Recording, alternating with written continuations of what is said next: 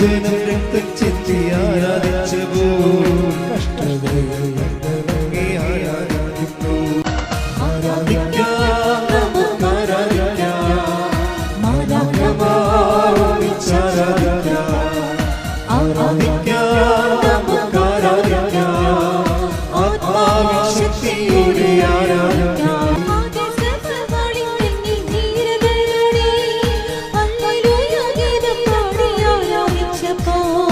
യേശുവിനായി ലോകത്തിൽ മരണം വന്നാലും ഹല്ലേലൂയ ഗീതം പാടി ആരാധിക്കുമേ. യേശുവിനായി ലോകത്തിൽ മരണം വന്നാലും ഹല്ലേലൂയ ഗീതം പാടി ആരാധിക്കുമേ. കൈകൾ ഉയർത്തി ആരാധിക്കാം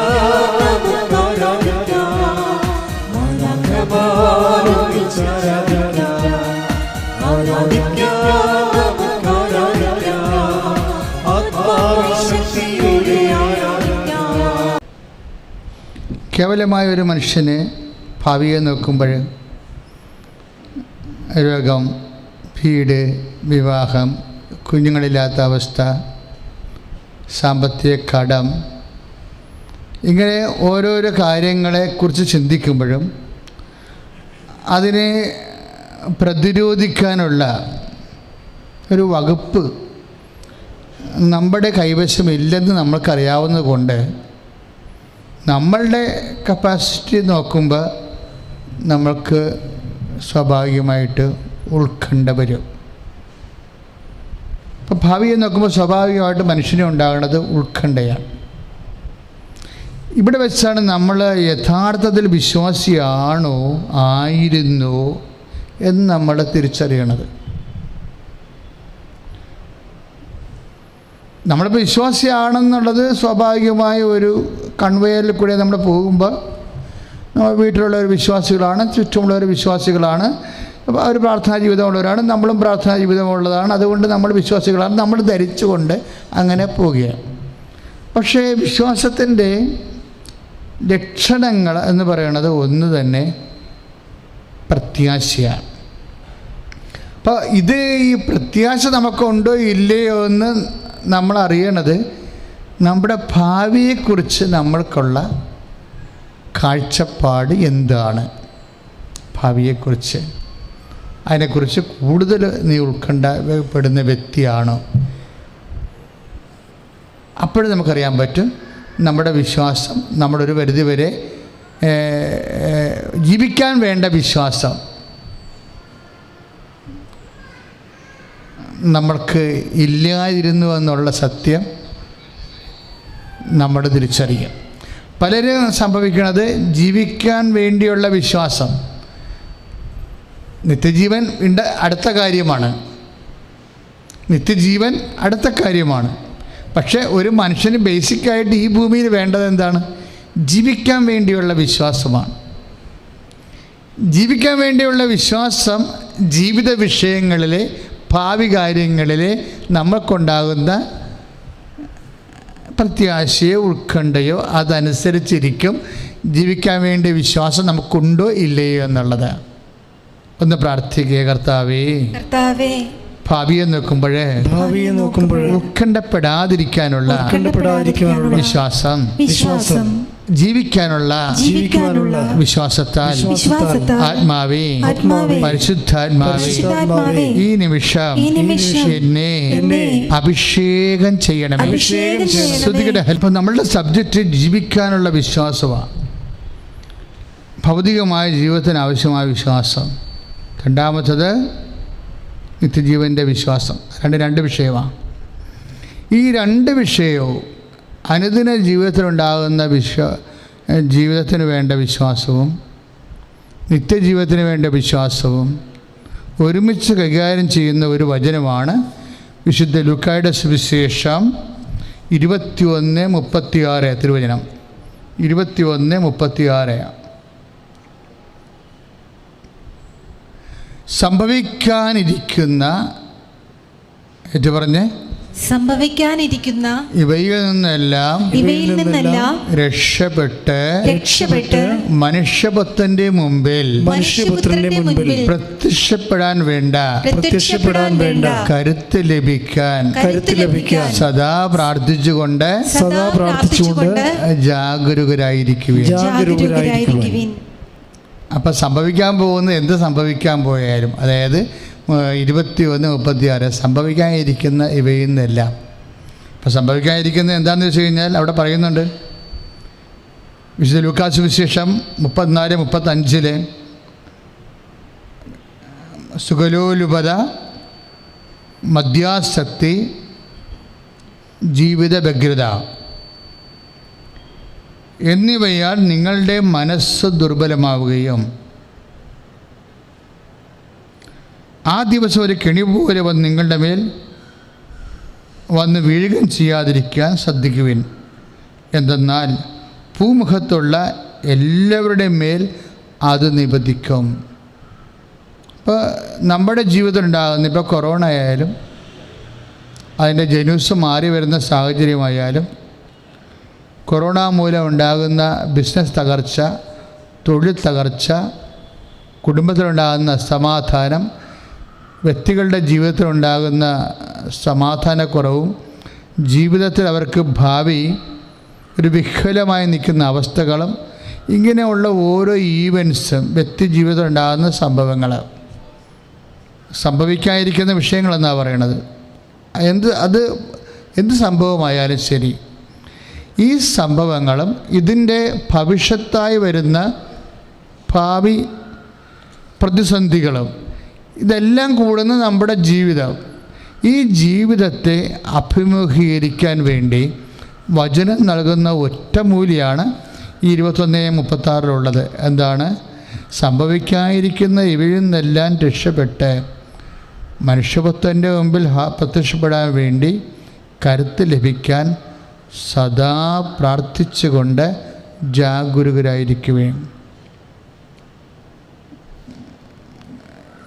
എല്ലാത്തിനും ഉള്ളൊരു മറുപടിയായിട്ടാണ് പ്രാർത്ഥന വരുന്നത്. ഇത് എനിക്ക് വർഷങ്ങൾക്ക് മുമ്പേ അറിയാമായിരുന്നു. കാര്യം നമ്മൾ എന്ത് കഷ്ടപ്പെട്ടാലും പഠിച്ചാലും പഠനത്തിന് മാർക്ക് കുറഞ്ഞായാൽ അതിൻ്റെ പേരിൽ നമുക്ക് എന്തെങ്കിലും ഭവിഷ്യത്ത് വരാൻ പോകണമെങ്കിലും ഇതൊന്നും നമ്മളുടെ ജീവിതത്തിൽ, നിങ്ങൾ പ്രാർത്ഥന ജീവിതമുള്ള ആൾക്കാരാണെങ്കിൽ ഇതിനൊന്നും നമ്മളെ തോൽപ്പിക്കാൻ പറ്റത്തില്ല. എന്താ പറയുക, ഞാൻ എൻ്റെ ജീവിതത്തിൽ എപ്പോഴും ഞാൻ ഓർക്കണം, അതായത് പല കാര്യവും നമ്മൾ ബുദ്ധി കൊണ്ടാണ് ചിന്തിക്കുന്നത്. ഈ ദിവസങ്ങളിലുള്ള യുക്തിവാദി സംവാദങ്ങളിൽ വന്നത് ഹൃദയം കൊണ്ട് ചിന്തിക്കണമെന്ന് ഒരു ഭാഗം ചർച്ച ചെയ്തുകൊണ്ടിരുന്നു. അത് അവരുടെ ഒരു വിഷയം. എങ്കിലും ഞാൻ പറയണേ, ഹൃദയം കൊണ്ട് ചിന്തിക്കുന്നത് പ്രാർത്ഥിക്കുന്നതും ഏതാണ്ട് ഒരു പ്രോസസ്സ് തന്നെയാണ്. എന്താ കാരണം വെച്ച് കഴിഞ്ഞാൽ, ഇപ്പോൾ എൻ്റെ ഒരു അനുഭവം ഞാൻ പറയാം. ഞാൻ ഇന്ന് ഇവിടെ നിൽക്കണ ഒരു അവസ്ഥയല്ലായിരുന്നു മൈനസ് പഠിക്കുമ്പോൾ. കാരണം എനിക്കൊരു ദിവസം തന്നെ ഏതാണ്ട് യൂണിവേഴ്സിറ്റി എക്സാമിനേഷനും ആലുവയിലേക്കുള്ള എൻട്രൻസ് എക്സാമിനേഷനും ഒരേ ദിവസം വന്നു.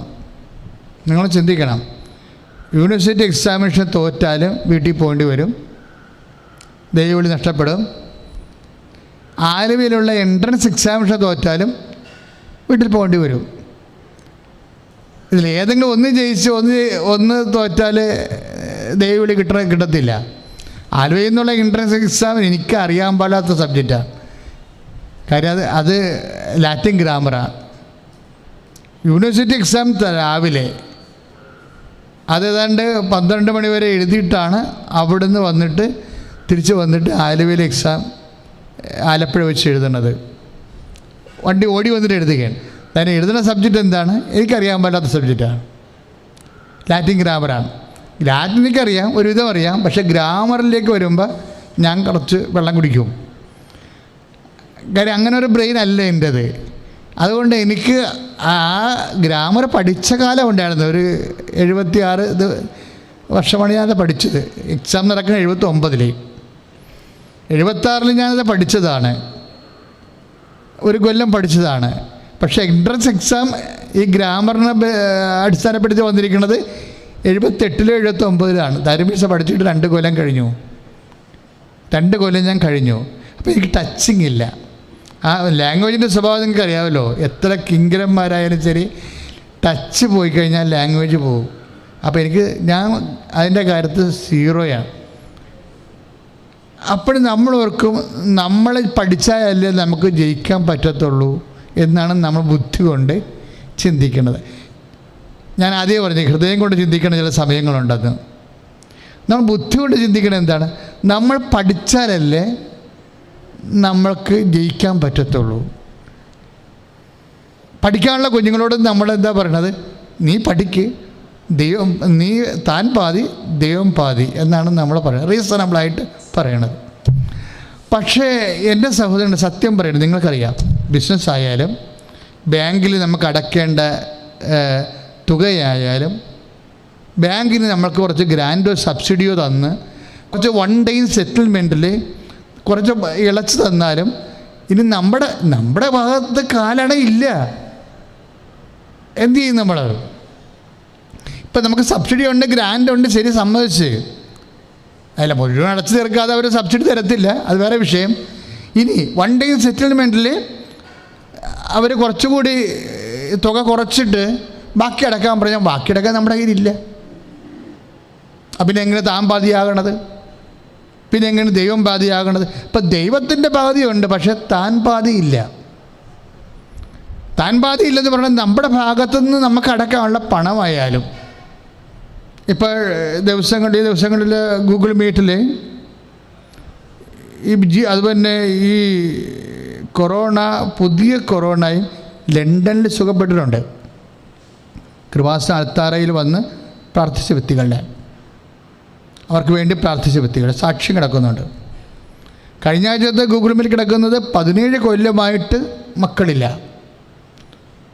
ഓൺലൈൻ ഉടമ്പടി ചെയ്ത് കഴിഞ്ഞപ്പോൾ ഉടനെ അവർ പ്രഗ്നൻ്റായി. അപ്പോൾ ഇത്രയും നാൾ മക്കളില്ലാതിരിക്കുമ്പോൾ താൻ പാതിയില്ല ഇവരുടെ കയ്യിൽ. അച്ഛൻ പറഞ്ഞാൽ മനസ്സിലായില്ല മക്കൾക്ക്? താൻ പാതി എന്ന് പറയാൻ ഇവിടെ കൗണ്ടോ അല്ലെങ്കിൽ ഇവരുടെ ബീജം ഉൽപ്പാദിപ്പിക്കപ്പെടുന്നില്ല. ഇവർക്ക് പുരുഷ ബീജമാണ്, അങ്ങനെ കൗണ്ടില്ല. അപ്പം നമ്മൾക്ക് ഷെയർ ചെയ്യാൻ നമ്മുടെ കയ്യിലില്ല. 17 കൊല്ലമായിട്ട് മക്കളില്ല. ഈ ആളെങ്ങനെയാണ് ഓൺലൈൻ ഉടമ്പടി ചെയ്യുമ്പോൾ ഉടനെ അവർക്ക് പ്രഗ്നൻ്റ് ആകണത് എങ്ങനെയാണ്? അവൻ്റെ അർത്ഥം എന്താണ്? താൻ പാതി അല്ല വിഷയം, കംപ്ലീറ്റ് ദൈവത്തിൽ നിന്ന് വരും. പറഞ്ഞ മനസ്സിലായോ നിങ്ങൾക്ക്? നിങ്ങളത് വിശ്വസിക്കണം. അല്ല, ഇതുപോലെ മനുഷ്യന്മാരുടെ കുറേ വിശ്വാസം കൊണ്ട് നടന്നു കഴിഞ്ഞാൽ നമ്മുടെ ജീവിക്കാനുള്ള വിശ്വാസം വളരത്തില്ല. അപ്പം ചില സബ്ജക്റ്റിൽ താൻ പാതി കൊടുക്കാൻ സമ്പത്തായാലും ഇനി ഒരു കുഞ്ഞുങ്ങളുണ്ടാകാൻ വേണ്ടിയുള്ള സ്വാഭാവികമായ ശരീരത്തിൻ്റെ കഴിവായാലും നമ്മുടെ ഭാഗത്തുനിന്ന് പാതി കൊടുക്കാൻ നമുക്കുണ്ടാവത്തില്ല. ഇപ്പോൾ ബാങ്കിൽ നിന്ന് നമുക്ക് 1 day സെറ്റിൽമെൻറ്റിൽ തുക കുറച്ച് തന്നാലും ബാക്കി കൊടുക്കാൻ നമുക്കുണ്ടാവത്തില്ല. അപ്പോൾ ഇങ്ങനെ വരുമ്പോൾ നമുക്ക് ജീവിക്കണ്ടേ? അതിനാണ് ഞാൻ ജീവിക്കാനുള്ള വിശ്വാസം എന്ന് പറയുന്നത്. ചില സമയത്ത് നമ്മുടെ ഭാഗത്തുനിന്ന് കൊടുക്കാൻ നമുക്കുണ്ടാവത്തില്ല. ഈ സമയത്ത് ദൈവം എന്തു ചെയ്യും? ഇത് ഫുള്ള് എമൗണ്ട് റിമിറ്റ് ചെയ്തുകൊണ്ട് നമ്മളെ റിലീസ് ചെയ്യും. ഇത് ആർക്കറിയാൻ പറ്റും? വിശ്വാസിക്ക് അറിയാൻ പറ്റത്തുള്ളൂ. വിശ്വാസിക്ക് എങ്ങനെ അറിയാൻ പറ്റും? പ്രാർത്ഥിച്ചാണ് വിശ്വാസി ഈ ഹൃദയം കൊണ്ട് ചിന്തിച്ചാണ് ഈ വിശ്വാസി ഈ അനുഭവത്തിൽ എത്തിച്ചേരേണ്ടത്. ഞാൻ എന്താ അങ്ങനെ പറയാം? ഞാനിതെങ്ങനെ പഠിച്ചതെന്നറിയാവോ? അപ്പോൾ അതായത് ഞാൻ ഒരു പരീക്ഷ എഴുതിയിട്ട് വന്നിട്ടാണല്ലോ, ചേർത്തല പോയി യൂണിവേഴ്സിറ്റി എക്സാം എഴുതിയിട്ടാണ് ആ ട്രാൻസ്പോർട്ട് ബസ്സിൽ കയറി 2 മണിക്ക് വന്നിട്ട് 2:30 വന്നിട്ട് ആലുവയിലെ എൻട്രൻസ് എക്സാം എഴുതുമ്പോൾ എന്നാ സംഭവം? എൻ്റെ കയ്യിൽ വരുമ്പോൾ എൻ്റെ തലയിൽ ഇരുട്ട് കയറുകയാണ്. ഈ സംഭവം എനിക്കറിയത്തില്ല. എൻ്റെ തലയിൽ ഇരുട്ട് കയറുകയാണ്. കാര്യം എൻ്റെ തലയിൽ ഒന്നും നിന്നിട്ടില്ല. ഇത് വായിച്ചിട്ട് എനിക്ക് മനസ്സിലാകണമില്ല. ഞാൻ പിന്നെ എന്നാ ചെയ്യാനാ? അറിയാവുന്ന കുറച്ചൊക്കെ അതായത് 100 മാർക്കിൻ്റെ ക്വസ്റ്റ്യനാണ്. 100 മാർക്കിൻ്റെ ക്വസ്റ്റ്യൻ എനിക്കറിയാം, ഞാൻ അറ്റൻഡ് ചെയ്യാൻ എനിക്ക് പറ്റിയത്. അത് തെറ്റോ ശരിയോ അല്ല പ്രശ്നം. ഞാനിപ്പോൾ കർത്താവിൻ്റെ അടുത്ത് നിന്നാണ് ഇത് സംസാരിക്കണത്. ഞാൻ ഇന്ന് നിങ്ങളൊക്കെ ഈ സമയത്തൊക്കെ ഓടി ഇവിടെ കൃപാസനത്തിൽ വരുന്നുണ്ടെങ്കിൽ 10,000 മനുഷ്യർ ഈ അനുഭവം പ്രാപിച്ചിട്ടുണ്ട്. അവരിൽ നിന്ന് കിട്ടിയ അനുഭവമോ നിങ്ങൾക്ക് തന്നെ ഉണ്ടായ അനുഭവം കൊണ്ടാണ് നിങ്ങൾ ഈ സമയത്ത് അതിനകത്ത് കയറി നിൽക്കുന്നത്. ഇന്നലെ ഒരു ചേച്ചി സാക്ഷ്യം പറഞ്ഞിരിക്കുന്നത് എന്താണെന്നറിയാമോ? ഞാൻ മാതാവിനെ കണ്ടില്ല, ഞാൻ ഈ മണ്ണി ചവിട്ടിയതേ ഉള്ളെന്നാണ് പറഞ്ഞത്. ഞാൻ മണ്ണി ചവിട്ടിയതേ ഉള്ളൂ. അതെങ്ങനെയാണ്? ഓരോ ആ സമയത്താണ് ഈ സൗഖ്യം സംഭവിക്കുന്നത്. അതായത് നമ്മൾ വിശ്വാസം കൊണ്ടാണോ നീ മണ്ണിൽ ചവിട്ടണത് എന്നാൽ എല്ലാവരും വന്ന് എന്താണ് പോയി നോക്കിയേക്കാമെന്ന് പറഞ്ഞുകൊണ്ട് വന്ന് ചുമ്മാ വന്ന് ഇങ്ങനെ നോക്കി പോണതാണോ? നമ്മുടെ ഓരോ ശരീരഭാഷയ്ക്കും ഭയങ്കര വിലയാണ്. ഭയങ്കര ഭാഷയ്ക്ക് നമ്മൾ ഏത് ശരീരഭാഷ നമുക്കുള്ള വിശ്വാസത്തിൻ്റെ അടിസ്ഥാനത്തിലാണ് ഈ ശരീരഭാഷ എല്ലാം ഉണ്ടാകുന്നത്. അപ്പോൾ എപ്പോഴും നമ്മൾ വളരെ ദൈവതിരുസന്നിധിയിലാകുമ്പോൾ സഭാപ്രസംഗി എപ്പോഴും പറയും, നീ സൂക്ഷ്മതയുള്ളവനാകണമെന്ന് പറയും. അതായത് പ്രത്യേകിച്ച് 5-ാം അധ്യായത്തിലെ 1-ാമത്തെ വാക്യത്തിൽ ദേവാലയത്തിലേക്ക് പോകുമ്പോൾ നീ സൂക്ഷ്മതയുള്ളവനാകണം എന്ന് പറഞ്ഞാൽ എൻ്റെ അർത്ഥം എന്താണ്? നീ ആരുടെ മുമ്പിലാണ് നിൽക്കണമെന്ന് നിനക്കൊരു ബോധം ഉണ്ടാകണം. നീ പ്രാർത്ഥിക്കുകയാണെങ്കിൽ ആരോടാണ് പ്രാർത്ഥിക്കണത്? ഒക്കട്ടെന്നല്ല, ആരോടാണ് പ്രാർത്ഥിക്കണത്, അവൻ ആരാണ്?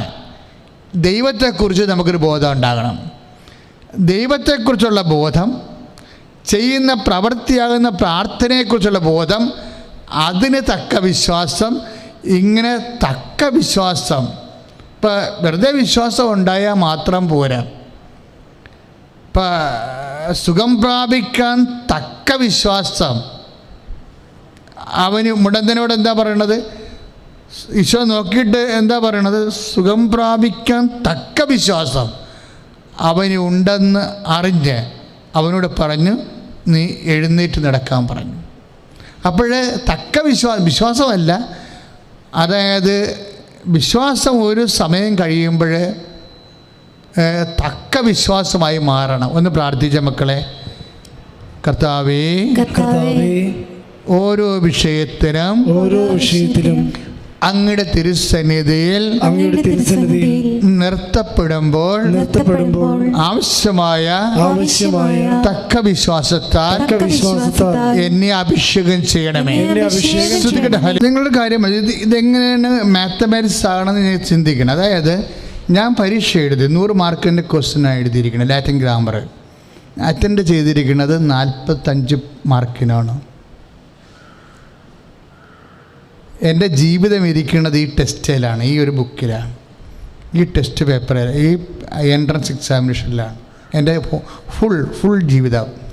ഞാനിപ്പോൾ അച്ഛനായിട്ട് 35 കൊല്ലമായി. 35 കൊല്ലത്തെ സർവീസ് തീരുമാനിക്കാൻ പോകുന്നത് ഈ ഒറ്റ പേപ്പറിലാണ്. ചില സമയത്ത് നമ്മുടെ ജീവിതം അങ്ങനെ വരും. നമ്മുടെ ജീവിതം മുഴുവനും താങ്ങി നിർത്തുന്നത് ഇതുപോലെ ചില ആണിക്കലയിലാണ്. ചില ആൾക്കാർ പറയും, അച്ഛാ ഇത് എൻ്റെ അവസാനത്തെ പരീക്ഷയാണ്, OIT. ഞാൻ 7 പ്രാവശ്യം എഴുതി എന്നൊക്കെ പറഞ്ഞ് ഇന്നൊരു ഗൂഗിൾ മീറ്റിലൊരു സാക്ഷ്യമുണ്ട്. 7 പ്രാവശ്യം ഗൂഗിൾ മീറ്റ് എഴുതി, അല്ല OIT എഴുതി. എന്താ പറ്റണത്? OIT എഴുതുമ്പോൾ 35 രൂപ വെച്ച് വേണം, 35,000 രൂപ വെച്ച് വേണം. ആദ്യം 3 പ്രാവശ്യം സ്വന്തം കയ്യിലുള്ള കാശ് പോയി, പിന്നെ ഭർത്താവിൻ്റെ നിന്ന് കാശ് മേടിച്ച്, പിന്നെ വീട്ടിൽ ചെന്ന് കാശ് മേടിച്ച്. വെറുതെ ഇല്ലേ എഴുതണത്, എഴുതിയിട്ട് കാര്യമില്ലേ, 35,000 രൂപ വെച്ച് വേണം. അപ്പോൾ ഒരു 2 ലക്ഷം 2 ലക്ഷം രൂപ 2,4 ലക്ഷം രൂപ. എന്നിട്ട് പറയുവേ, ഇതെൻ്റെ അവസാനത്തെ പരീക്ഷണച്ച, ഇനി കാശ് തെണ്ടി ഇരന്ന് കിഡ്നി വിറ്റ് മേടിച്ചാലും എഴുതാൻ ചാൻസ് ഇല്ല എന്ന് പറയും. അപ്പം ഇങ്ങനെ ഒരു ജീവിതം വരും ചില സമയത്ത് നമ്മുടെ ജീവിതത്തിൽ. ഞാൻ പറഞ്ഞ അപ്പോഴും നിങ്ങൾ തളരരുത്. എന്താ കാരണം എന്ന് വെച്ചാൽ അതിലെ പോയി രക്ഷപ്പെടുന്നതാണ് ദൈവത്തെക്കുറിച്ചുള്ള നിന്നെക്കുറിച്ചുള്ള ദൈവിക പദ്ധതി എങ്കിൽ നീ ആശ്രയിച്ചാൽ. നിനക്ക് ചിലപ്പോൾ ഫൊണറ്റിക്സ് അറിയാൻ പാടില്ല, ചില ആൾക്കാർ ഇംഗ്ലീഷ് സംസാരിച്ചാൽ മലയാളം പോലെ ഇരിക്കത്തില്ലേ, അപ്പോൾ സായിപ്പ് അത് കട്ട് ചെയ്ത് കളയും. കാര്യം നമ്മൾ ഇംഗ്ലീഷ് മീഡിയത്തിലല്ല പഠിച്ചിരിക്കണമെന്ന് വിചാരിച്ചോ. ഇംഗ്ലീഷ് മീഡിയത്തിൽ പഠിച്ചവർക്ക് പോലും ഫോണറ്റിക്സ് കിട്ടണില്ല, പ്രൊണൗൺസിയേഷൻ കിട്ടണില്ല. അതുകൊണ്ട് സ്പീക്കിങ്ങിന് അവർ പോകും, റീഡിങ്ങിനൊക്കെ പോകും. അപ്പോൾ റീഡിങ്ങിനൊക്കെ പോകുമ്പോൾ സ്വാഭാവികമായിട്ട് നമുക്ക് നമ്മുടെ കപ്പാസിറ്റി അറിയാം. ഞാൻ എങ്ങനെ ഇംഗ്ലീഷ് വായിച്ചാലും മലയാളം പോലെ ഇരിക്കുകയുള്ളൂ, അല്ലെങ്കിൽ വായിക്കുന്നവർക്ക് കേൾക്കുന്നവർക്ക് മനസ്സിലാവത്തില്ല. എൻ്റെ ആക്സെൻറ്റും ഫോണറ്റിക്സും വ്യത്യസ്തമായത് കാരണം കേൾക്കുന്നവർക്ക് മനസ്സിലാവത്തില്ല, ഞാൻ തട്ടിപ്പോകുമെന്നറിയാം. അപ്പോഴെന്താ പ്രശ്നത്? നമ്മളുടെ ലൈഫ് മുഴുവനും ഈ ഒരു ഫോണറ്റിക്സ് ഇരിക്കുന്ന സമയമുണ്ട്. അതായത് ഒരു സ്പീക്കിങ്ങിൽ, ഒരു റീഡിങ്ങിൽ, ഒരു ഇംഗ്ലീഷ് ടെസ്റ്റ് ഒരു പേജ് വായിക്കുന്ന സമയമാണ് ഒയിറ്റിക്കാർക്ക് കൊടുക്കുന്നത്. ആ സമയത്ത് അവരുടെ ഫോണറ്റിക്സ് തെറ്റിപ്പോയി കഴിഞ്ഞാൽ, സ്പീക്കിങ്ങിൻ്റെ പ്രൊണൗൺസിയേഷൻ തെറ്റിപ്പോയാൽ എന്താണ് തെറ്റിപ്പോണത്? അവളുടെ ജീവിതം, അവളുടെ കുടുംബത്തിൻ്റെ കടങ്ങൾ, അവളുടെ സഹോദരൻ്റെ വിവാഹം, അവളുടെ ജോലി, ഇങ്ങനെ എല്ലാം തെറ്റിപ്പോണത് ഒറ്റ പേജിലാണ്. ഇങ്ങനെ ജീവിതം എല്ലാം ഒറ്റ പേജേ വരണൊരു സമയമുണ്ട്. ഒറ്റ പേജിൽ നിങ്ങൾ പറയും, അച്ഛാ ഈ ബാങ്ക് ലോൺ പാസ്സാകുന്നില്ലെങ്കിൽ ഇനി എങ്ങനെ ജീവിക്കുമെന്ന് എനിക്കറിയത്തില്ല എന്ന് പറയും. എനിക്കറിയാം. അപ്പോഴും ഒറ്റ പേജിൽ ചിലപ്പോൾ ജീവിതം വരണ സമയമുണ്ടാവും. അപ്പോൾ എനിക്കെന്താ വന്നത്? എനിക്ക് ഒരു ഗ്രാമർ പരീക്ഷയിൽ എൻ്റെ ജീവിതം മൊത്തം വരികയാണ്. ഒരു ഗ്രാമർ പരീക്ഷയിൽ ആ ഗ്രാമർ പരീക്ഷയുടെ റീസൺ എന്താണെന്നൊക്കെ വെച്ചാൽ 100 മാർക്കിൻ്റെ ചോദ്യം. അപ്പോൾ എത്ര മാർക്ക് വേണം? നമുക്ക് 40 മാർക്കെങ്കിലും വേണം. ഞാൻ തപ്പിയും തടഞ്ഞ് എഴുതിയിരിക്കുന്നത് 45 മാർക്കിൻ്റെ ക്വസ്റ്റ്യനാണ് ആൻസർ ചെയ്തിരിക്കുന്നത്. എനിക്ക് മാക്സിമം കിട്ടാൻ സാധ്യതയുള്ള എന്താണ്? ഒരു 40 മാർക്ക് വരെ സ്കോർ ചെയ്യാമെന്ന് വിചാരിച്ചോ. എനിക്കറിയത്തില്ല അത്രയും കിട്ടുമോയെന്ന്. അത് ചിലപ്പോൾ അവർ ഗ്രേസ് മാർക്ക് ഇട്ട് എന്നെ ഇനി കളയണ്ട, മറ്റുള്ള മാർക്കെല്ലാം നോക്കിയിട്ട് ഇവൻ പട്ടത്തിൽ പഠിച്ചോട്ടെന്ന് വിചാരിച്ചുകൊണ്ട് അവരെന്തെങ്കിലും ഒരു നമ്മളോട് കാരുണ്യം കാണിച്ചാലും ഒരു 40 മാർക്ക് ഇട്ട് തരുമെന്ന് വിചാരിച്ചു. ഇട്ട് തരുമെന്നൊന്നും എനിക്കറിയത്തില്ല. കാര്യം അങ്ങനെ ഒന്നും നടത്താൻ വേണ്ടിയല്ല അവർ ആലുവയിൽ എക്സാം വരണത്. അപ്പോഴങ്ങനെ വരുമ്പോൾ എല്ലാവർക്കും 70% മാർക്കൊക്കെയാണ് ഉള്ളത്. അപ്പോഴൊരു 40 മാർക്കുകാരൻ അവിടെ വരികയാണെങ്കിൽ അവന് ദൈവവിളിയില്ലെന്നേ അവർ കരുതത്തുള്ളൂ. അപ്പം ഞാൻ അന്ന് മുതൽ വേർത്ത് നടക്കുകയാണ്. കാര്യം 100 മാർക്കിൻ്റെ ചോദ്യം അറ്റൻഡ് ചെയ്തിരിക്കുന്നത് 45 മാർക്കിന്. കിട്ടാൻ പോണത് 30 വല്ലത് 20 വല്ലതൊക്കെ ആണെങ്കിൽ ജീവിതം തീർന്ന്. അന്ന് മുതൽ ഞാനിങ്ങനെ ജപമാലയെ എത്തിച്ച് നടക്കുകയാണ്. കർത്താവിൻ്റെ അടുത്ത് പോകും, പിന്നെയും വന്നിരിക്കും, വേർക്കും, ഭക്ഷണം കഴിക്കത്തില്ല, ഉറക്കമില്ല. ഇങ്ങനെ കുറേ ദിവസങ്ങൾ ഇങ്ങനെ ഉറക്കമില്ല, ഭക്ഷണം കഴിക്കത്തില്ല, പള്ളിയിൽ പോകും, പുറത്ത് വരും, ബോധമില്ല, ഇങ്ങനെ നടക്കണൊരു കാലം. ഈ കാലത്തൊക്കെ എല്ലാം ഞാൻ ചെയ്തുകൊണ്ടിരുന്നൊരു സംഭവമുണ്ട്. ഇങ്ങനെയൊക്കെയാണ് ജീവിതമെങ്കിലും ഇനി വരാൻ പോണ ജീവിതം ഇവിടെ ജീവിച്ചിരിക്കുകയോ ഇല്ല എന്നാണ്. നമുക്കൊരു ജീവിതം ഉണ്ടോ ഇല്ലേ എന്നാണോ, അല്ലെങ്കിൽ നാം ഒത്തിരി കൊതിച്ച അച്ഛനായതാണ്, 4 വയസ്സ് തൊട്ട് ആഗ്രഹിച്ച അച്ഛനായ ആളാണ്. അല്ല പെട്ടെന്ന് 10ാം ക്ലാസ് വാങ്ങിയപ്പോൾ തുടങ്ങിയ ആഗ്രഹമല്ല. അപ്പം അതുകൊണ്ട് ഭയങ്കര ആഗ്രഹത്തിലാണ്, പക്ഷേ നമുക്ക് അതിനുള്ള ആംബിയറില്ല. അതാണ് പ്രശ്നം. അപ്പോൾ ഞാനെങ്കിലും കർത്താവിനെ ചുറ്റിപ്പറ്റി നടക്കുകയും രാത്രിയാകുമ്പോൾ എല്ലാവരും ഉറങ്ങുമ്പോൾ 10, 12 മണി 2 മണിയാകുമ്പോൾ ഒരു ഏണിയുണ്ട്, ഡോർമെട്രി. ഈ ഏണി മുകളിലോട്ട് വെച്ചിട്ട് 3ാം നില ടെറസെ വെച്ചിരിക്കുകയും അപ്പോൾ 2 മണിയാകുമ്പോൾ ഈ ഏണിയെ കൂടി കയറും. ഏണിയെ കൂടി കയറണത് ഇതിനു വേണ്ടി കയറണമല്ല, പണ്ട് മുതലേ മുകളിൽ കയറുന്ന പ്രാർത്ഥിക്കുന്നതാണ് രാത്രി 2 മണിക്ക്. സമയം ചേർന്ന കാലം മുതൽ കണ്ടുപിടിച്ച ഒരു പരിപാടിയാണ്. രാത്രി 2 മണിയാകുമ്പോൾ ഒരാഴ്ച 2 പ്രാവശ്യമെങ്കിലും ഏണിയെക്കൂടി കയറി ഡോർമെട്രിയിൽ നിന്ന് ഉറക്കമുറിയിൽ നിന്ന് മുകളിലോട്ട് കയറി ടെറസിൽ ഇരുന്ന് 2.5 മണിക്കൂറൊക്കെ ഇരുന്ന് പ്രാർത്ഥിക്കും. അന്നിങ്ങനെ ഉറങ്ങേണ്ടതാണ്, ഉറക്കം നിൽക്കാൻ പാടില്ലാത്തതാണെന്നുള്ള ബോധമല്ല ഉണ്ടായിരുന്നത്. അച്ഛനായിട്ട് എപ്പോഴും എത്രയും വേഗം അച്ഛനാകണമെന്നൊരു ആഗ്രഹവും സെമേരുന്ന് കളയലേ എന്നുള്ള ഒരു ആഗ്രഹമായിരുന്നു ഉണ്ടായിരുന്നത്. പക്ഷേ എനിക്ക് തോന്നിയിരിക്കണം മുഴുവനും കർത്താവ് നമ്മളുടെ ജീവിതത്തിൽ ചില കഷ്ടപ്പാടൊക്കെ നമുക്ക് തരത്തില്ലേ, അതിൻ്റെ ഒരു പ്രധാനപ്പെട്ട കാര്യം ആ ഒരു വിഷയമായിരിക്കത്തില്ല കർത്താവിൻ്റെ മനസ്സിലുള്ളത്. നമ്മുടെ മനസ്സിലൊരു വിഷയം ഉണ്ടാകും. ഇപ്പോൾ എൻ്റെ മനസ്സിലുള്ള വിഷയം എന്താ? ലാറ്റിൻ ഗ്രാമറിന് കട്ടിച്ചെങ്കിലും രക്ഷ പാസ്സാകുക എന്നാണ് എൻ്റെ. പക്ഷേ ദൈവത്തിൻ്റെ മനസ്സിൽ നിന്നെക്കൊണ്ട് പ്രാർത്ഥിപ്പിക്കുന്നത് കൊണ്ടോ നിന്നെ വേദനിപ്പിക്കുന്നത് കൊണ്ടോ ദൈവം വേദനിപ്പിക്കത്തില്ലെന്ന് ഞാൻ പറയത്തില്ല. ഞാൻ കുറേ വേദനിച്ചിട്ടുണ്ട്, അതുകൊണ്ടാണ് ഇങ്ങനെ പറയണത്. ദൈവം വേദനിപ്പിക്കും നമ്മളെ. ദൈവം നമ്മളെ സാന്ത്വനപ്പെടുന്നത് പറയണതല്ല, ദൈവം നമ്മളെ വേദനിപ്പിക്കും. ഒരു 10 വിഷയം ഉണ്ടെങ്കിൽ 5 വിഷയവും നമുക്ക് വേദന തന്നെയാണത്. വേദനയല്ലാതെ ശാരീരികമോ മാനസികമോ ആയിട്ട് വേദനയില്ലാതെ ഒരു വിഷയവും നമ്മൾ തരണം ചെയ്യത്തില്ല. നീ അത് ദൈവപുത്ര മാലാഖ അല്ലെങ്കിൽ നീ മനുഷ്യനാണെങ്കിൽ തീർച്ചയായിട്ടും ഈ തീക്കടൽ നമ്മൾ നീന്തേണ്ടി വരും. അപ്പോൾ ഞാൻ എന്ത് വെച്ചാൽ ഞാൻ നേരത്തെ തന്നെ ഇങ്ങനെ പ്രാർത്ഥിക്കാൻ എന്തോ ദൈവം എനിക്ക് എന്നെ സഹായിച്ചത് ഞാൻ പറയത്തുള്ളൂ. എന്താണ് ഇങ്ങനെ അത് കിടന്നുറങ്ങേണ്ട സമയത്തും പോയി പ്രാർത്ഥിക്കാൻ. അതുകൊണ്ട് എനിക്കിങ്ങനെ ഒരു പ്രതിസന്ധി വന്നപ്പോഴും എനിക്ക് എണീക്കയറുന്നതിന് ബുദ്ധിമുട്ടൊന്നും ഇല്ലായിരുന്നു. ഞാൻ നേരത്തെ ഉറക്കത്തിൽ നിന്ന് 2 മണിക്ക് എണീക്കയറി പോയി പ്രാർത്ഥിക്കുന്ന ആളായത് കാരണം എനിക്കിങ്ങനെ ഒരു പ്രതിസന്ധി വന്നപ്പോഴും എനിക്ക് എണീക്കയറി പോണതിന് ബുദ്ധിമുട്ടില്ലായിരുന്നു. ഞാൻ പിന്നെ കരഞ്ഞു വന്ന് മാത്രമേ ഉള്ളൂ. കാര്യം എന്നെ കൈവിട്ട കർത്താവ് കൈവിടണമെന്ന് ഞാൻ പറയത്തുള്ളൂ. അല്ലാതെ സെമിനാരിൽ നിന്ന് എന്നെ മാർക്ക് കുറവായിട്ട് പുറത്താക്കിയതൊന്നും ഞാൻ പറയത്തില്ല. ദൈവം കൈവിടാന്നേ പറയത്തുള്ളൂ. എൻ്റെ മക്കൾ നിങ്ങൾ മനസ്സിലാക്കുക. നിങ്ങൾക്ക് മക്കളില്ല എന്നുണ്ടെങ്കിൽ മരുന്ന് ഫലിച്ചില്ലെന്ന് നിങ്ങൾ പറയരുത്. എൻ്റെ കർത്താവ് എനിക്ക് കുഞ്ഞുങ്ങളെ തന്നില്ലെന്ന് വേണം പറയാൻ. നിങ്ങളുടെ വിവാഹം ഒത്തു വന്നില്ലെങ്കിൽ നിങ്ങൾക്ക് സാമ്പത്തികം ഒത്തില്ല എന്ന് നിങ്ങൾ പറയരുത്. നിങ്ങൾക്ക് വിവാഹം ഒത്തില്ലെങ്കിൽ നിങ്ങൾക്ക് അതിനുള്ള സാമ്പത്തികമായില്ല എന്ന് നിങ്ങൾ പറയരുത്. എൻ്റെ കർത്താവ് എനിക്ക് ജീവിത പങ്കാളിയെ തന്നില്ല എന്ന് പറയാൻ വേണ്ടി മാത്രം കർത്താവിനോട് നിങ്ങൾക്ക് ബന്ധമുണ്ടാകണം. ശ്രുതികട ഹല്ലേലൂയ. അപ്പോൾ എന്നിലൂടെ ഇപ്പോൾ പരിശുദ്ധാത്മാവ് നിങ്ങളോട് സംസാരിച്ചത് നിങ്ങൾക്ക് മനസ്സിലായില്ലേ?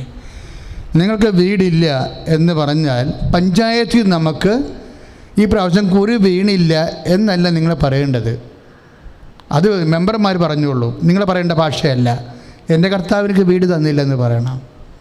കാര്യം എൻ്റെ കർത്താവ് മാത്രമേ ഉള്ളൂ സത്യമായിട്ടുള്ള കാര്യങ്ങൾ. ബാക്കിയെല്ലാം മാറ്റത്തിന് വിധേയമാണ്. അത്രയും ബന്ധം നിനക്ക് കർത്താവുമായിട്ട് നിനക്കുണ്ടാകണം. ഞാൻ എന്താ പറഞ്ഞുകൊണ്ടിരുന്നത്? എൻ്റെ കർത്താവ് എന്നെ തോൽപ്പിക്കരുത്. ഞാൻ എഴുതിയിട്ടില്ല, സത്യമാണ്.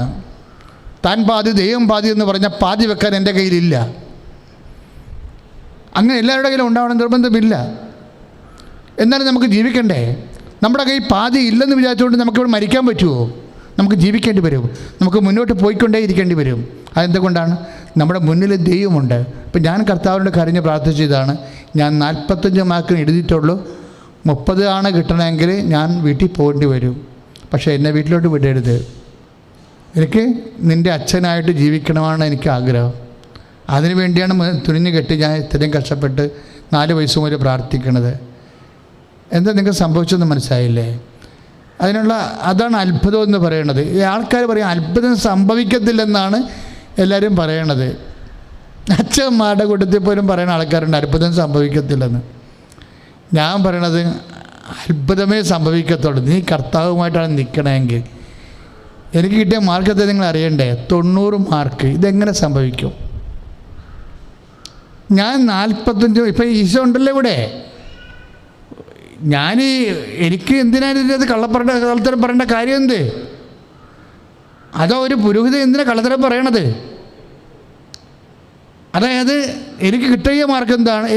അതായത് ഞാൻ എഴുതിയ മാർക്ക് എത്ര അറ്റൻഡ് ചെയ്തിരിക്കണത്? 45. എനിക്ക് കിട്ടിയ മാർക്ക് എത്രയാണ്? 90. അന്ന് മുതൽ അതായത് ഈ 90 മാർക്ക് എന്ന് പറഞ്ഞാൽ എന്താണ്? അത് മിറക്കിളാണ്. അതാരുടെ മാർക്കാണ്? കർത്താവിട്ട മാർക്കാണ്. ഞാൻ അവിടെ നിന്നാണ് ഈ ശുശ്രൂഷ തുടങ്ങിയത്. ശരിക്കും എല്ലാ മനുഷ്യരും വരുമ്പോൾ അങ്കലാപ്പിലാണ്, ക്യാൻസർ 4ാം സ്റ്റേജിലാണെന്നൊക്കെ പറയുമ്പോഴും ഞാൻ അവരെ തടയിക്കൊണ്ട് പറയും ഒരു കുഴപ്പമില്ല, നമുക്ക് സമയമുണ്ട്, ഒരു ആരാധനയ്ക്ക് സമയമുണ്ടെന്ന് പറയും. കൃപാസനത്തിൽ ഒരു ആരാധനയ്ക്ക് സമയമുണ്ടെന്ന് പറയും. വിജയകുമാരൻ്റെ സഹോദരൻ ചില സമയത്ത് എന്നെ വിളിക്കും. പ്രാർത്ഥനയിൽ ഞങ്ങൾ സഹോദരന്മാരാണ്. അപ്പോൾ വിളിക്കുമ്പോൾ ഭയങ്കര അദ്ദേഹത്തിൻ്റെയൊക്കെ കേസെന്നൊക്കെ വന്നു കഴിഞ്ഞാൽ ഭയങ്കരമായിട്ടുള്ള വിഷമമായിരിക്കും വരാൻ പോണത്. അതായത് നമുക്കറിയാം ചെറിയ ആൾക്കാർക്ക് ചെറിയ പ്രശ്നം, വലിയവർക്ക് വലിയ പ്രശ്നം. അപ്പോഴും ഞാൻ അദ്ദേഹത്തോട് പറയും, സാർ വിഷമിക്കാതിരിക്കൂ, ഒരു ആരാധനയ്ക്ക് സമയമുണ്ടെന്ന് പറയും. ഒരു ആരാധനയ്ക്ക് സമയമുണ്ട്, ഒരു കുർബാനയ്ക്ക് സമയമുണ്ട്. അതായത് സമയമാണ് പ്രധാനപ്പെട്ട വിഷയം. ഇപ്പം നാളെയാണ് നിൻ്റെ വീടിൻ്റെ ജപ്തി എന്ന് വിചാരിച്ചോ. വീട് ജപ്തി ചെയ്യുമെന്ന് പറഞ്ഞാൽ ഡേറ്റ് നാളെയാണ്. അപ്പോൾ ഞാൻ അവിടെ ചോദിക്കും, ഇപ്പോഴല്ലല്ല ജപ്തി എന്ന് പറയും. എന്താ കാര്യം? നമുക്ക് 23 മണിക്കൂറോളം ഉണ്ട്. 23 മണിക്കൂറോളം ഉണ്ട്. എന്തിനാണ്? സ്വാഭാവികമായി ദൈവത്തിന് ഇടപെടാൻ വേണ്ടി 23 മണിക്കൂറുണ്ട്. 23 മണിക്കൂർ കൊണ്ട് ഞാൻ ട്രിവാൻഡ്രത്ത് പോകുമ്പോൾ അവിടെ 4.5 മണിക്കൂറാണ് ട്രിവാൻഡ്രത്തിൻ്റെ സമയം. അപ്പോൾ ഇവിടുന്ന് അവിടം വരെ ജപമാല ചെല്ലണത് 22 ജപമാലയാണ് ചെല്ലണത്, 20 ജപമാല. തൃശ്ശൂർ പോകുമ്പോൾ ഞാൻ ചെല്ലണത് 22 ജപമാലയാണ്. അപ്പോഴെൻ്റെ അർത്ഥം കൊണ്ട് 4 മണിക്കൂർ 5 മണിക്കൂർ കൊണ്ട് നമുക്ക് 20 ജപമാല ചെല്ലാൻ കഴിയും. അങ്ങനെയാണെങ്കിൽ നമുക്ക് 100 ജപമാല ചെല്ലാനുള്ള സമയമുണ്ടെന്ന് അതിൻ്റെ അർത്ഥം. 100 ജപമാല ചെല്ലാനുള്ള സമയം നമുക്ക് 23 മണിക്കൂർ ബാക്കിയുണ്ടെന്ന് പറഞ്ഞാൽ അതിൻ്റെ അർത്ഥം 100 ജപമാലയ്ക്ക് സമയമുണ്ടെന്ന് അതിൻ്റെ അർത്ഥം.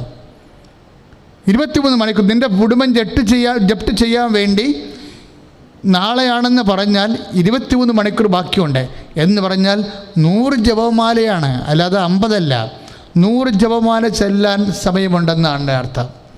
100 ജപമാലയ്ക്ക് ചെല്ലേണ്ടി വരുന്ന ദൈവവചനം എത്രയാണ്? 9നെ 100 കൊണ്ട് ഗുണിച്ച് കഴിഞ്ഞാൽ തീർച്ചയായിട്ടും 9നെ 100 കൊണ്ട് ഗുണിക്കാൻ തന്നെ 900 900-നെ പിന്നെ 5 കൊണ്ട് ഗുണിക്കേണ്ടി വരും. അപ്പോൾ 9 40 4500. അത്രയും ദൈവവചനങ്ങൾ ഉച്ചരിക്കാനുള്ള സമയമാണ്.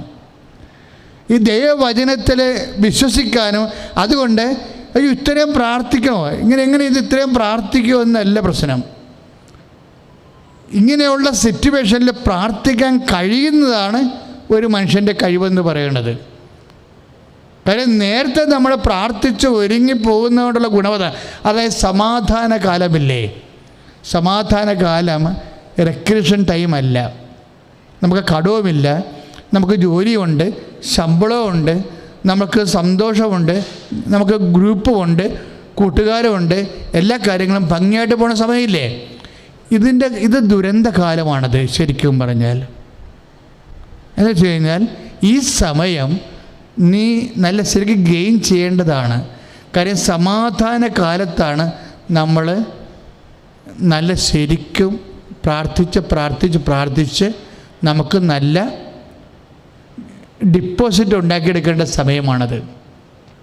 പക്ഷെ ഇത് പറഞ്ഞു തരാൻ ആരുമില്ല. കാര്യം മനുഷ്യന്മാരിത് പറഞ്ഞു തരത്തില്ല. കാര്യം മനുഷ്യന്മാർക്കത് അറിയത്തില്ല. അത് പറഞ്ഞു തരാൻ ദൈവം ആളെ വെച്ചിട്ടുണ്ട്. അയാളുടെ പേരാണ് പരിശുദ്ധാത്മാവ്. പരിശുദ്ധാത്മാവ് നമ്മളെ ഓർപ്പിച്ചു തരും. എന്താണ് ഇത്? പീസ് ടൈമാണ്. ഇപ്പോഴേ കർത്താവിൻ്റെ അടുത്ത് മുഴുവൻ സമയം നീ ചെലവഴിച്ചുകൊണ്ട് നിൻ്റെ ആസ്തി വർദ്ധിപ്പിക്കേണ്ടതാണ്. നിൻ്റെ ആസ്തി വർദ്ധിപ്പിക്കണം. ഇപ്പം അതായത് നമുക്ക് രോഗമില്ലാത്ത സമയം. ഇപ്പം ചില സമയത്ത് നിങ്ങൾ കൈയൊക്കെ കാലെവിടെയെങ്കിലും ഉതച്ച് പൊട്ടി പനിയായി കിടക്കുമ്പോൾ ഓർക്കും, ദൈവമേ കഴിഞ്ഞ ആഴ്ച ഒരു കുഴപ്പവും ഇല്ലായിരുന്നു. അതെ, ഇങ്ങനെ നാശം പിടിക്കാൻ ആ കല്ലേ പോയി ഉതച്ചതാണ് ഈ കുഴപ്പം ഉണ്ടായത്. അപ്പോഴും സമാധാന കാലത്ത് നമ്മൾ കൂടുതൽ കാര്യം അമ്യൂസ്മെൻറ്റിനാണ് ഉപയോഗിക്കുന്നത്. കൂടുതൽ സന്തോഷിക്കാനും അടിച്ചു പൊളിക്കാനും വേണ്ടി ഉപയോഗിക്കും. ഇതാണ് ഒരു തകർച്ചയുടെ ഒരു കാരണം. മനുഷ്യന്മാരുടെ തകർച്ചയുടെ ഒരു കാരണം ഇതാണ്. സമാധാന കാലം അവൻ ജഡിക കാര്യങ്ങൾക്ക് വേണ്ടി മാത്രം ഉപയോഗിക്കുന്നു എന്നുള്ളതാണ്. കാര്യം അവന് പറഞ്ഞു കൊടുക്കാൻ ആരുമില്ല. പറയേണ്ടത് ആരാണ്? പരിശുദ്ധാത്മാവാണ്. പരിശുദ്ധാത്മാവ് ഞാൻ എപ്പോഴും പറയും, ഒരു മിനിമം ഹോളി സ്പിരിറ്റ്. പരിശുദ്ധാത്മാവിനെ നമ്മൾ പരിശുദ്ധാത്മാവിനെ ഒരു പരിധി വരെ നമ്മളിൽ നിലനിർത്തണം. കാര്യം ആത്മീയ ജീവിതം എന്ന് പറയണത് പ്രാർത്ഥനാ ജീവിതമല്ല. ആത്മീയ ജീവിതം എന്ന് പറയണത് പരിശുദ്ധാത്മാവിലുള്ള ജീവിതമാണ്. പ്രാർത്ഥന പോലും പരിശുദ്ധാത്മാവിൻ്റെ ഫലമാണ്. അതായത് ഇപ്പം തന്നെ റോമ 14:8 നമ്മൾ വായിക്കുമ്പോഴെന്താണ്? ദൈവാത്മാവിനാൽ നയിക്കപ്പെടുന്നവർ ദൈവത്തിൻ്റെ മക്കളാണെന്ന്. അപ്പോൾ നിൻ്റെ അമ്യൂസ്മെൻറ്റ് ടൈം, നിൻ്റെ സമാധാനകാലം, നിൻ്റെ ഉല്ലാസ വേളകൾ നിങ്ങൾക്കത് പ്രാർത്ഥിക്കാൻ കഴിയുന്നില്ലെങ്കിൽ you are not guided by the spirit. പരിശുദ്ധാത്മാവ് ഉണ്ടെങ്കിൽ ആ സെക്കൻഡിൽ നിങ്ങൾ വെറുതെ ഇരുന്നാലും പറയും ഇത് വെറുതെ ഇരിക്കണ്ട, വേണമെങ്കിൽ ജപമാല എടുത്ത് പ്രാർത്ഥിക്കാൻ പറയും. വെറുതെ ഇരിക്കണ സമയമില്ലേ? വെറുതെ ഇരിക്കണ സമയമൊക്കെ വളരെ സൂക്ഷിച്ച് ഉപയോഗിക്കേണ്ടതാണ്. കാര്യം നമുക്ക് നിങ്ങളോട്, അതായത് വെറുതെ ഒരു എപ്പോഴും ചിലപ്പോൾ ഒരു ഫ്രീ ടൈം വരികയല്ലേ, അങ്ങനെ ഒരു ദൈവ പൈതലാണ് നീയെങ്കിൽ നമുക്ക് ഫ്രീ ടൈം വരികയത്തില്ല. കാരണം ആ സമയത്ത് പരിശുദ്ധാത്മാവ് നമ്മോട് പറയും ഇപ്പോഴേ ജപമാല ചെല്ലാൻ പറയും. മൊത്തം ജപമാല ചൊല്ലിക്കൊണ്ടിരിക്കാനല്ല, മരിപ്പ് വിട്ടിരിക്കണവർ ഇരിക്കാനല്ല പറയണത്. അതായത് ആ സമയം ദൈവത്തിൻ്റെ സമയമാണ്. ആ ദൈവത്തിൻ്റെ കൂടെ ആ സമയം ദൈവത്തിൻ്റെ കൂടെയും അത് ചെലവഴിക്കാൻ പറയും. അപ്പോൾ നമുക്ക് റിമൈൻഡറാണ്, പരിശുദ്ധാത്മാവ് റിമൈൻഡറാണ്. ഞാൻ പഠിപ്പിച്ചിട്ടുള്ളത് ഇപ്പോൾ 14:26 വായിക്കണേ എന്താണ്? യോഹന്നാൻ്റെ സുവിശേഷത്തിലേക്ക് ഞാൻ പഠിപ്പിച്ചിട്ടുള്ളതെല്ലാം അവൻ നിങ്ങളെ അനുസ്മരിപ്പിക്കും. ഇപ്പോൾ 14:26 യോഹന്നാൻ്റെ സുവിശേഷം ഇതാണ്, പരിശുദ്ധാത്മാവ് ഞാൻ പഠിപ്പിച്ചിട്ടുള്ളതെല്ലാം നിങ്ങളെ അനുസ്മരിപ്പിക്കും. കർത്താവിൻ്റെ പഠിപ്പിക്കൽ, കർത്താവിൻ്റെ വചനങ്ങൾ നമ്മളെ അനുസ്മരിപ്പിക്കേണ്ടത് ആരാണ്? കർത്താവിൻ്റെ വചനം എന്താണ്? എപ്പോഴും സന്തോഷത്തോടെ ഇരിക്കുക, ഇടതടവില്ലാതെ പ്രാർത്ഥിക്കാനാണ് വചനം. ഫിലിപ്പിയർ 4:6 വചനം ഇല്ലേ? ഫിലിപ്പിയർ 4:6 4:4. ഫിലിപ്പിയർ 4:4 വചനം. എന്താണ്? എപ്പോഴും സന്തോഷത്തോടെ ഇരിക്കുക. പിന്നെ എന്താണ്? ഇടതടവില്ലാതെ പ്രാർത്ഥിക്കണം. അപ്പോൾ ഇടതടവില്ലാതെ പ്രാർത്ഥിക്കാൻ പറയുന്നുണ്ട്. ഈ ഫിലിപ്പിയർ 4:4 നമ്മൾ അനുസ്മരിപ്പിക്കുന്നത് ആരായിരിക്കണം? ഇടതടവില്ലാതെ പ്രാർത്ഥിക്കാൻ പറയേണ്ടത് ആരാണ്? യോഹന്നാൻ 14:26 വെച്ചുകൊണ്ട് ആരാണത്? പരിശുദ്ധാത്മാവാണ്. എന്താണ് പരിശുദ്ധാത്മാവ് എന്താ പറയണത്? അതായത് ഞാൻ പഠിപ്പിച്ചിട്ടുള്ളതെല്ലാം, എൻ്റെ വചനമെല്ലാം, ഫിലിപ്പിയർ 4:4 പോലുള്ള വചനങ്ങളെല്ലാം, പഠിപ്പിച്ചിട്ടുള്ള വചനങ്ങളെല്ലാം അവൻ നിങ്ങളെ അനുസ്മരിപ്പിക്കും. നമുക്ക് പരിശുദ്ധാത്മാവിനെ ഏറ്റവും വലിയ ആവശ്യമെന്ന് പറയണത് ഈ അനുസ്മരണമാണ്. ഒന്ന് പ്രാർത്ഥിക്കുക. കർത്താവായ ദൈവമേ, പരിശുദ്ധാത്മാവിനെ കൊണ്ട് അങ്ങയുടെ വചനങ്ങള് അനുസ്മരിച്ച് എന്നെ ദൈവസാന്നിധ്യത്തിൽ നിലനിർത്തുവാൻ സഹായിക്കണമേ. ഹല്ലേലൂയ. പ്രിയപ്പെട്ടവരെ, ഇതുപോലെ ഇടവേളകളും ലിഷർ ടൈമൊക്കെ വരുമ്പോൾ നമ്മൾ പരിശുദ്ധാത്മാവിൻ്റെ ഒരു സഹായം ഉണ്ടെങ്കിൽ മാത്രമേ ആ സമയത്തെ പ്രാർത്ഥനാ നിർഭരമാക്കാൻ പറ്റത്തുള്ളൂ. ഇനി ആ സമയം പ്രാർത്ഥനാ നിർഭരമായി മാറുമ്പോഴെന്താ ഗുണമെന്നറിയാവോ? ക്ലേശകാലം വരുമ്പോൾ ഈ ക്ലേശകാലത്ത് നിന്നാണ് ഡിപ്പോസിറ്റ് എടുക്കണം. നമ്മുടെ ക്ലേശകാലം വരുമ്പോൾ നമ്മുടെ ഫീസ് ടൈം ഉണ്ടായില്ലേ, സമാധാന കാലത്ത് നമ്മൾ അനുവർത്തിച്ച പ്രാർത്ഥനകളില്ലേ, അത് ക്ലേശകാലങ്ങളിൽ നമ്മളെ കൂടുതൽ പ്രത്യാശ നിർഭരമാക്കും. അച്ഛൻ പറഞ്ഞു വരുന്നതിൻ്റെ അർത്ഥം മനസ്സിലായില്ലേ? അതായത് ഒരു കാഷ്വാലിറ്റി ബേസ്ഡ് ആയിട്ടുള്ള സ്പിരിച്വാലിറ്റിയാണ് സാധാരണ മനുഷ്യൻ ആചരിച്ചുകൊണ്ട് ലഭ്യനാകുന്നത്. എന്താ കാര്യം വെച്ച് കഴിഞ്ഞാൽ, ഒരു ഇഷ്യൂ ഉണ്ടാകുമ്പോൾ ദൈവതിരുസന്നിധി കമന്നടിച്ച് വീഴുക. ആ ഒരു കാലം തരണം ചെയ്ത് കഴിയുമ്പോൾ നമ്മൾ ഫ്രീ ആയി കഴിയുമ്പോൾ വീണ്ടും നമ്മുടെ അമ്യൂസ്മെൻറ്റുമായിട്ട് നമ്മൾ മുന്നോട്ട് പോകും. ആ കോളത്തിൽ ദൈവമില്ല, ആ കോളത്തിൽ ദൈവമില്ല. ഇവിടെ ഒരു സത്യസന്ധതയുടെ ഒരു പ്രശ്നമാണ് ഇവിടെ ഉള്ളത്. അപ്പോൾ അതുകൊണ്ടാണ് ബൈബിൾ എപ്പോഴും പറയും, നിങ്ങൾ പ്രാർത്ഥിക്കുന്നവർ ഇടതടവില്ലാതെ പ്രാർത്ഥിക്കണം, അതിന് ഗ്യാപ്പ് ഇടരുതെന്ന് പറയും. പ്രയർ ലൈഫിൽ ഗ്യാപ്പ് പാടില്ല. എന്നാൽ 90% മനുഷ്യരുടെ ഏറ്റവും വലിയ പ്രശ്നം പ്രയർ ലൈഫിൽ ഗ്യാപ്പിടും. കാരണം അവർക്ക് പ്രശ്നം ഉണ്ടാകുമ്പോൾ മാത്രം ദൈവത്തിലേക്ക് ആശ്രയിക്കും. അത് വലിയ പ്രശ്നം ഉണ്ടാക്കും. എന്താ കാര്യം? അത് വിശ്വസ്തതയുടെ ഒരു പ്രശ്നമാണ്. അത് ദൈവത്തെ ഒരു പ്രഗ്മാറ്റിക് മോഡലിൽ യൂട്ടിലിറ്റേറിയനായിട്ട് നമ്മുടെ യൂസ് ആൻഡ് ത്രോ ആവശ്യമുള്ളപ്പോൾ മാത്രം ഉപയോഗിക്കുന്ന ഒരു ആനുകൂല്യ സ്രോതസ്സായിട്ട് ദൈവത്തെ ഉപയോഗിക്കുന്നത് ഒരു മെറ്റീരിയലിസ്റ്റിക് ആയിട്ടുള്ള ആ ഒരു അപ്രോച്ചാണ്. സ്വാഭാവികം. എപ്പോഴും നമ്മൾ ശ്രദ്ധിക്കണം, ദൈവത്തെ എപ്പോഴും പദാർത്ഥ മാത്രമായിട്ടുള്ള ഒരു സമീപനത്തിൽ നിന്ന് നമ്മൾ നമ്മുടെ ആധ്യാത്മിക ജീവിതത്തെ രക്ഷപ്പെടുത്തിയെടുക്കണം. ഒന്ന് പ്രാർത്ഥിക്കുക. കർത്താവായ ദൈവമേ, പരിശുദ്ധാത്മാവിന്റെ വിവേചനത്താൽ എൻ്റെ ജീവിതത്തിലെ ആവശ്യമുള്ളപ്പോൾ മാത്രമല്ല അപകട സമയത്ത് മാത്രമല്ല സാധാരണ സമയങ്ങളിലും ദൈവത്തോടുള്ള ഊഷ്മളമായ ആത്മബന്ധം നിലനിർത്തുവാൻ എന്നെ സഹായിക്കണമേ. ഹല്ലേലൂയ. പരിശുദ്ധ പരമദിവ്യകാരുണ്യത്തിന് ആരാധനയും സ്തുതിയും പുകഴ്ചയും ഉണ്ടായിരിക്കട്ടെ. ഇതിനോടുകൂടി നമ്മൾ ധ്യാനിക്കുമ്പോൾ രസകരമായൊരു വചനം എബ്രായ ലേഖനം 11-ാം അധ്യായം 29-ാമത്തെ വാക്യത്തിലുണ്ട്. ഹെബ്രായർ 11:29 വിശ്വാസത്താൽ അവർ വരണ്ട ഭൂമിയിലൂടെ എന്ന വിധം ചെങ്കടൽ കടന്നു. എന്നാൽ ഈജിപ്തുകാർ അപ്രകാരം ചെയ്യാൻ ശ്രമിച്ചപ്പോൾ കടലവരെ വിഴുങ്ങിക്കളഞ്ഞു. ഇതാണ് വിശ്വാസിയും അവിശ്വാസിയും തമ്മിലുള്ള വ്യത്യാസം. ഇത് വളരെ സീരിയസ് വിഷയമാണ്. അതായത് ഹെബ്രായർ 11:29 വിശ്വാസത്താൽ അവർ വരണ്ട ഭൂമിയിലൂടെ എന്ന വിധം ചെങ്കടൽ കടന്നു. എന്നാൽ ഈജിപ്തുകാർ അപ്രകാരം ചെയ്യാൻ ശ്രമിച്ചപ്പോൾ കടൽ അവരെ വിഴുങ്ങിക്കളഞ്ഞു. ഇപ്പം കടൽ ഒരു പ്രശ്നമാണെന്ന് വിചാരിച്ചോ, അല്ലെങ്കിൽ ഒരു രോഗമാണെന്ന് വിചാരിച്ചോ? ഒരു രോഗം, അതിൻ്റെ പ്രതീകമായിട്ടാണ് ഇപ്പോൾ കടൽ പറയണത്. അല്ലെങ്കിൽ ഒരു പ്രശ്നം, അല്ലെങ്കിൽ ഒരു ക്രൈസിസ്, അതിൻ്റെ പ്രതീകമാണെന്ന് വിചാരിച്ചോ? കടലിൻ്റെ പ്രതീകം, നിൻ്റെ ഒരു വിഷമസന്ധിയുടെ പ്രതീകമാണ് കടൽ. ഈ പ്രശ്നത്തെ വിശ്വാസിക്കുണ്ടാകുന്ന ഫലമല്ല അവിശ്വാസിക്കുണ്ടാകുന്നത്. അപ്പം വിശ്വാസം കൊണ്ട് എന്ത് പ്രയോജനം എന്ന് പറയത്തില്ലേ?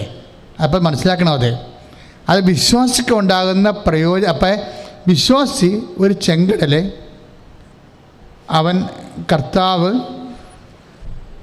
മോശയിലൂടെ അത് പിളർത്തി വിശ്വാസിയെ നടത്തുകയാണ്. പക്ഷേ അതേ പാതയിൽ തന്നെ അവിശ്വാസി വരുമ്പോൾ കടലിൻ്റെ സ്വഭാവം കാണിക്കും.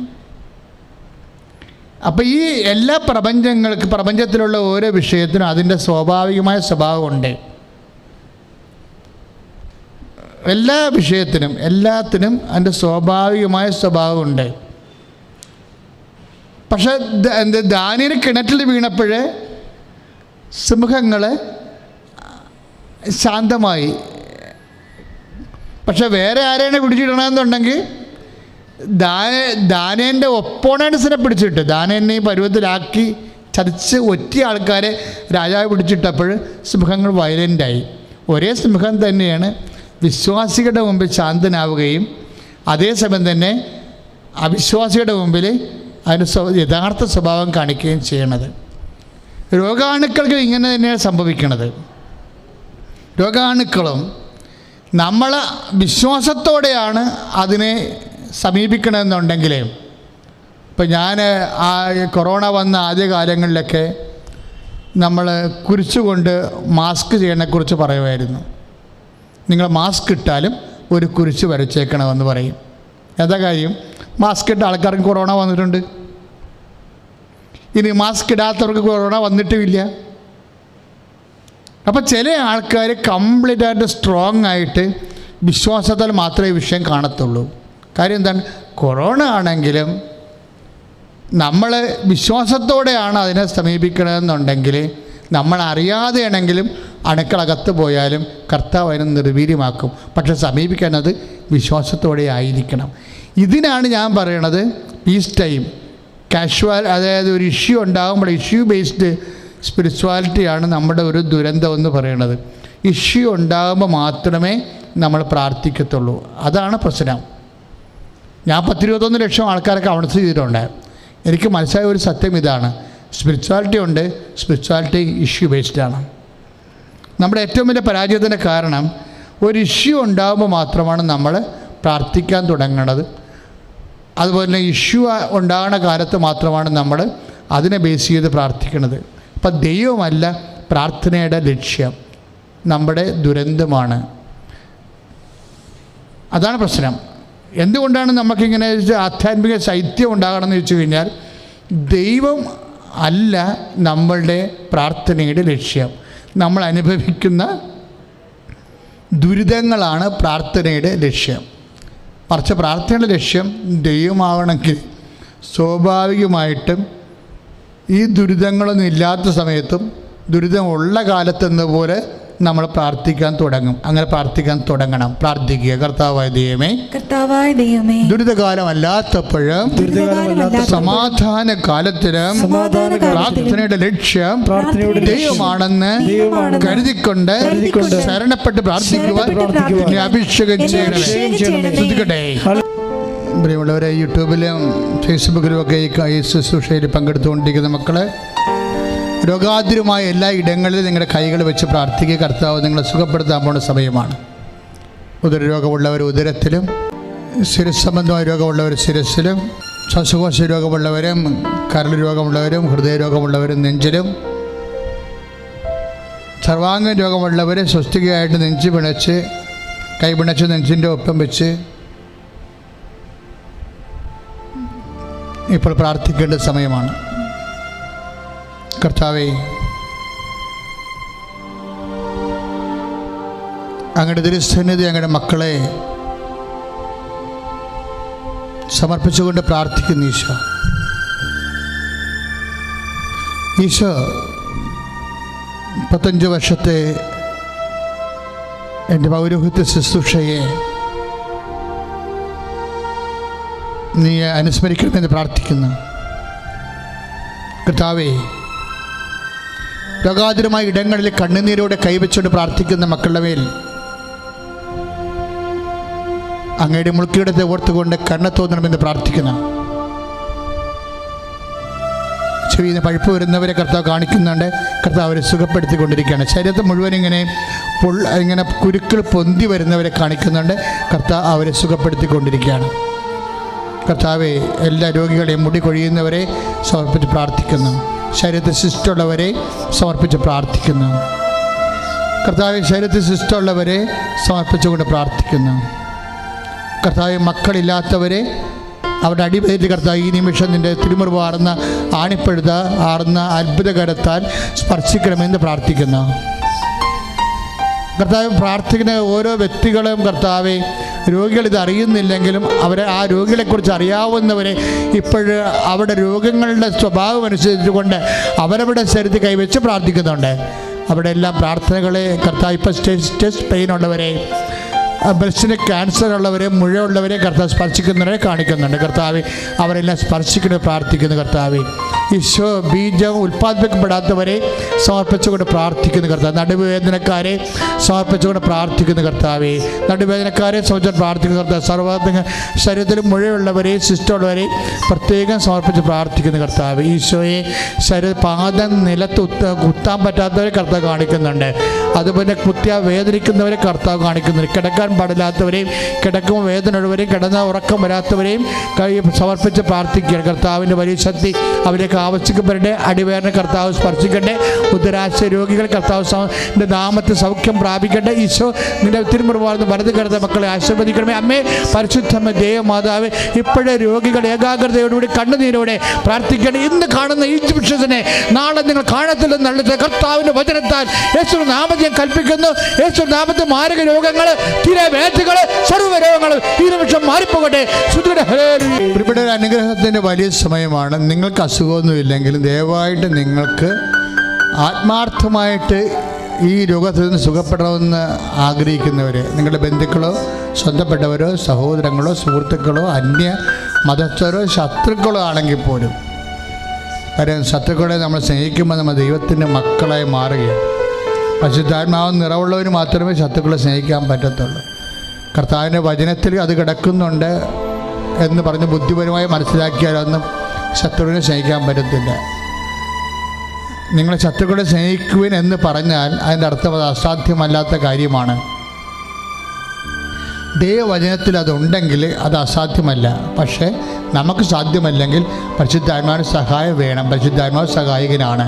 പ്രാർത്ഥിക്കുക, കർത്താവേ പരിശുദ്ധാത്മാവിൻ്റെ സഹായത്താൽ എൻ്റെ നിസ്സഹായ അവസ്ഥകളെ എപ്പോഴങ്ങ് പ്രാർത്ഥിക്കണമേ, എപ്പോഴങ്ങ് പരിഹരിക്കണമേ.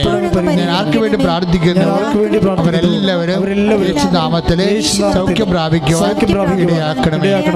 പ്രിയപ്പെട്ടവരെ, നമ്മളെപ്പോഴും വിവാഹം ഒത്തുവരാത്തവർ, കുഞ്ഞുങ്ങളില്ലാത്തവർ, ഇതുപോലെ സാമ്പത്തിക തകർച്ചയുള്ളവർ, വരുമാന മാർഗമില്ലാത്തവർ, കുടുംബത്തിൽ സമാധാനം ഇല്ലാത്തവർ, ജോലിയിലെ എല്ലാം തടസ്സമുള്ളവർ, പരീക്ഷ, നൈപുണ്യ പരീക്ഷ, മത്സര പരീക്ഷകളൊക്കെ എഴുതിയിട്ട് പരാജയപ്പെട്ടവർ, അങ്ങനെ എഴുതാൻ പോകുന്നവർ, അവരെല്ലാം കർത്താവെ എഴുതി കഴിഞ്ഞവർ, റിസൾട്ട് പ്രതീക്ഷിക്കുന്നവർ, വീടില്ലാത്തവർ, സ്ഥലമില്ലാത്തവർ, വഴിയില്ലാത്തവർ, വെള്ളമില്ലാത്തവർ, കർത്താവ് അങ്ങനെയുള്ള എല്ലാ മക്കളെയും സമർപ്പിച്ചിട്ട് പ്രാർത്ഥിക്കുകയാണ്. ഉടമ്പടി പ്രാർത്ഥന, ഉടമ്പടി ചെയ്തിരിക്കുന്ന എല്ലാ മക്കളുടെ നിയോഗങ്ങളെ സമർപ്പിച്ച് പ്രാർത്ഥിക്കുന്നു. എൻ്റെ മക്കളെ സ്തുതിക്കട്ടെ. ഹല്ലേലൂയ.